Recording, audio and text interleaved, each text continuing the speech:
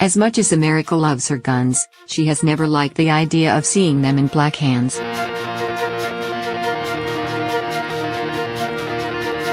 Before the Revolutionary War, colonial Virginia passed a law barring black people from owning firearms, an exercise in gun control as racial control.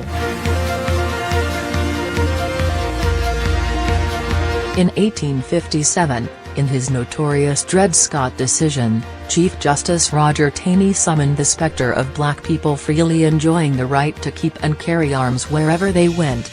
Surely, he argued, the founders were not so forgetful or regardless of their own safety to permit such a thing.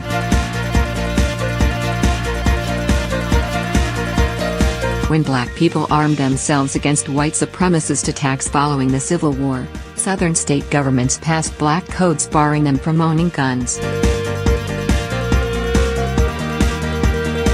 After the Black Panthers open-carried to signal to California police officers that they would defend themselves against racial attacks in the late 60s, then Gov. Ronald Reagan signed a state ban on open carry into law. In 2016, legal gun owner Philando Castile was shot after informing a Minnesota police officer that he was armed. 2 years prior, Tamir Rice was killed by Cleveland police while holding a toy gun. John Crawford suffered the same fate in a Beaver Creek, Ohio, Walmart.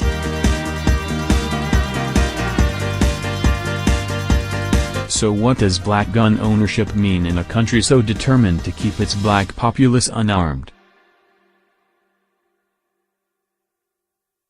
Since the 2016 election, interest in firearms has supposedly ticked upward in the black community.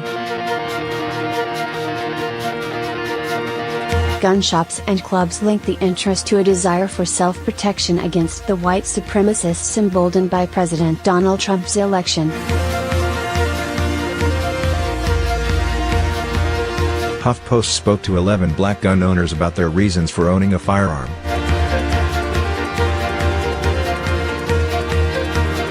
Trump was a non-factor.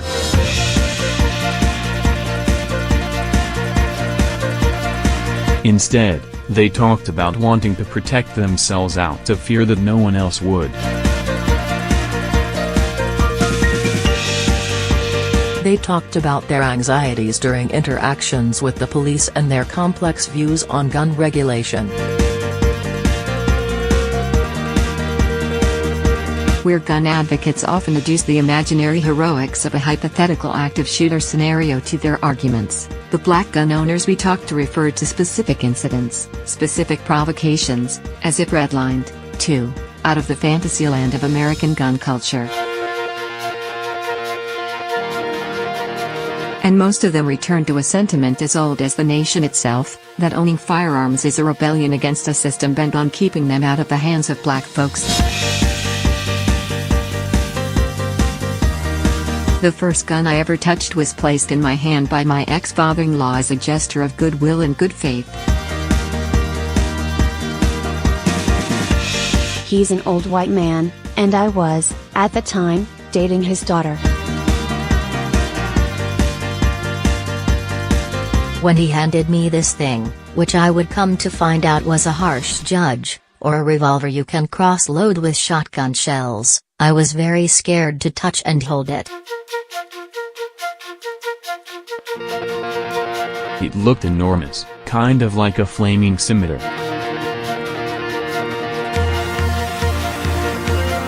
He was smiling about it.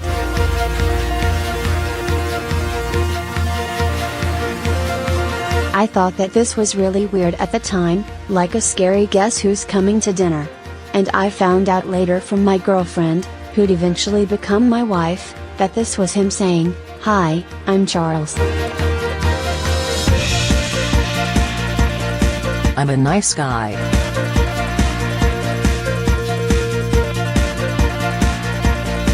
He had guns around the house, and it wasn't a big deal. There was another shotgun leaned up against the door. I asked him about the gun in his little fanny pack he carried around, and he went on for about an hour about this pistol. And I figured that was my in.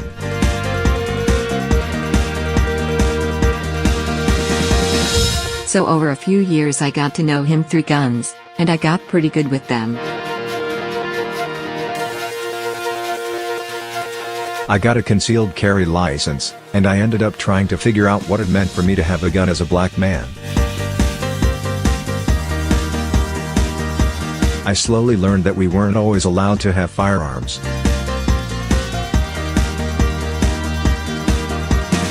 They were kept from us for a number of different reasons, but not the least of which is white folks feared violence from black people, in particular black men.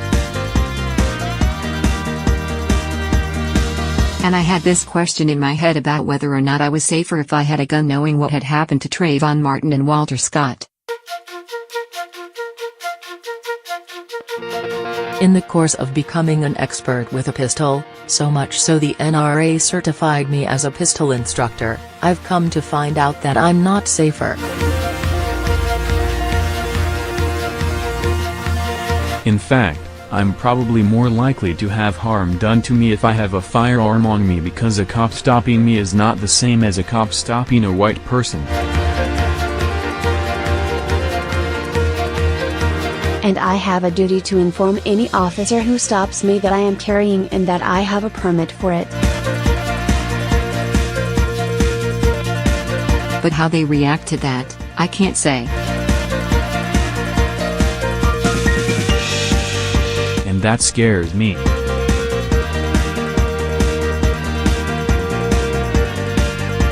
So I would rather not have a firearm on me and give someone a reason, even in their minds, to shoot.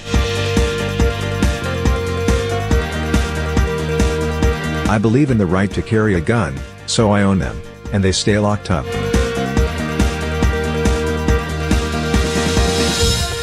The ammunition stays in one room, and the firearm stays in the other. I go shoot from time to time to keep my skills and to keep my credentials, but I don't carry one in public. For them to be for protection, they would have to be loaded. Even if I wanted to go get them from the closet, I don't keep them loaded. I keep the slide lock open and a key lock through them.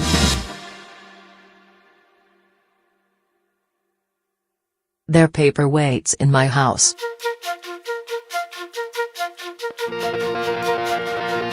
If somebody broke into my place, either I'm going to let them do what they need to do and leave, or I'm going to try to handle it with my hands.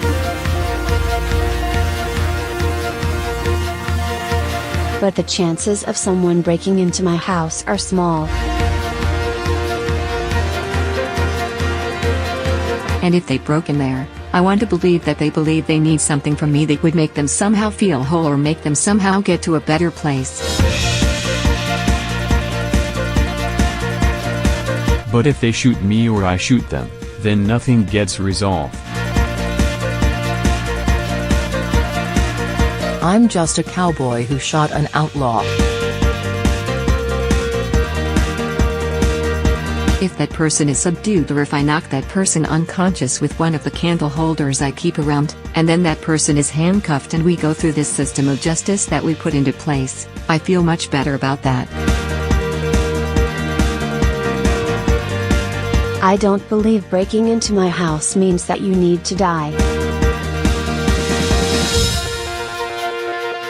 If I looked like Thor, I'd probably feel better about carrying a gun, because the stigma is, I'm not just a black man.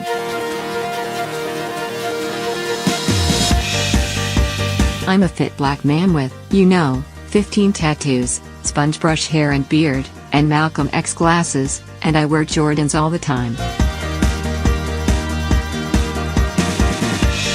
If I could walk around Oklahoma and not count how many black folks were in the room, I'd probably feel better about firearms as a black man.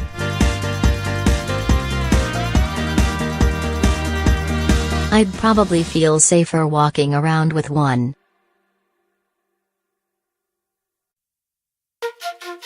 But the fact is, most people have a narrow view of who I am.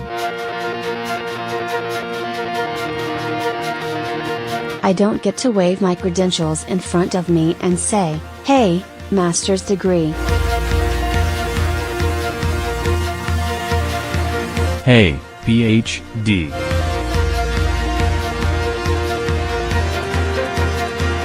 Student. People have to take me as what they see, and they will immediately form an opinion about me. And most people who are white will have a bad opinion of me. That's how I think this fits into my blackness. I can't view myself as just a gun owner. I have to view myself as a black gun owner.